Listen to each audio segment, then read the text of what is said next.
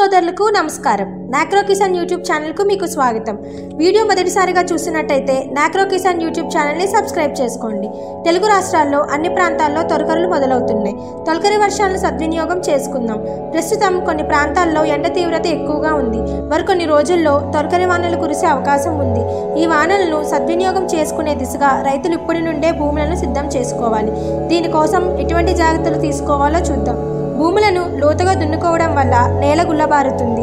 నేలలో సూక్ష్మజీవులు గాలి పారుదల పెరుగుతుంది. తద్వారా వాటి సంఖ్య పెరిగి నేల సారవంతం చేయడంలో ఉపయోగపడుతుంది. వేసవిలో పడే తొలకరి వర్షాలు రైతులు తమ భూములను వాలుకు అడ్డంగా లోతుగా దున్నుకోవాలి.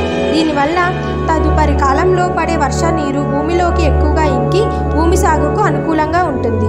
ఎక్కువ లోతు సాలు చేయడం ద్వారా భూమి లోపలికి గట్టి పొరలను పెకలించవచ్చు. తద్వారా భూమి లోపలి పొరలకు నీరు ఇంకుతుంది. దీనివల్ల పంట వేరు అక్కడ పోషకాలను తేమను